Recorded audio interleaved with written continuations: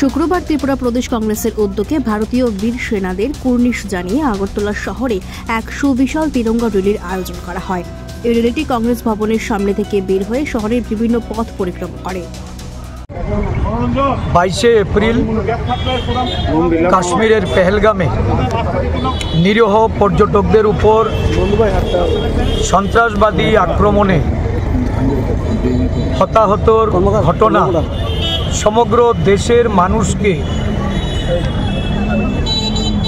বিহ্বল করেছে। মানুষ আক্রোশে ফেটে পড়েছে। দেশের সরকার এবং সেনাবাহিনীকে এই ঘটনায় সন্ত্রাসীদের উপর সমুচিত জবাব দেওয়ার জন্য দেশবাসী ঐক্যবদ্ধভাবে সেনার সমর্থনে এগিয়ে এসছে। সরকারকে পদক্ষেপ গ্রহণ করার যে দাবি সারা দেশ জুড়ে সোচ্চার হয়েছে। ভারতীয় সেনারা তার জবাব দেওয়ার লক্ষ্যে গত দুদিন ধরে সমগ্র পাক অধিকৃত কাশ্মীর সহ পাকিস্তানের অভ্যন্তরে যে জঙ্গি ঘাঁটি, সেই ঘাঁটিকে লক্ষ্য করে সেখানে আক্রমণ সেনেছে এবং এই আক্রমণে জঙ্গি ঘাঁটি বিধ্বস্ত হচ্ছে।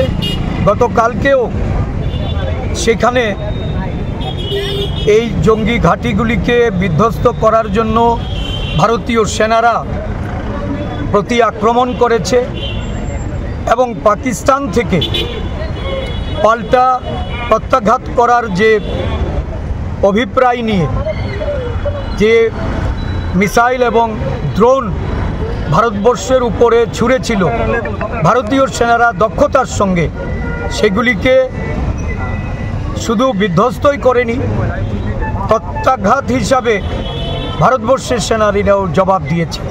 আমরা সেনাবাহিনীর এই বীরত্বের এই ভূমিকা, তাদেরকে আমরা ধন্যবাদ জানাই।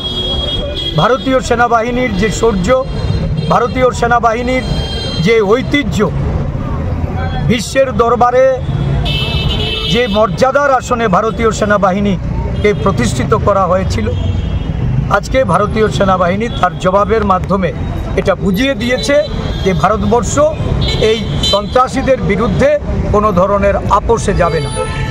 আমরা গর্বিত বোধ করি। জাতীয় কংগ্রেস সারা দেশব্যাপী আজকে সেনাবাহিনীকে অভিনন্দন জানিয়ে সেনাবাহিনীর দায়িত্ব কর্তব্য পালনে এখনও ভূমিকাকে আমরা সালাম জানিয়ে তাদের প্রতি সম্মান হিসাবে আমরা জয় হিন্দ যাত্রা, তেরঙ্গা পতাকা কাঁধে তুলে নিয়ে ভারতবর্ষের সেনাবাহিনীর পাশে থাকার এই বার্তা আমরা দিতে চাইছি। ভারতীয় জাতীয় কংগ্রেস গোড়া থেকেই এই হানাদারির বিপক্ষে ভারত সরকারকে যেমন সহযোগিতার আশ্বাস দিয়েছে, জনগণকে ঐক্যবদ্ধ থাকার জন্য আমরা ভারত সরকারের প্রতি এবং দেশের জনগণের প্রতি আমরা আবেদন জানিয়েছি।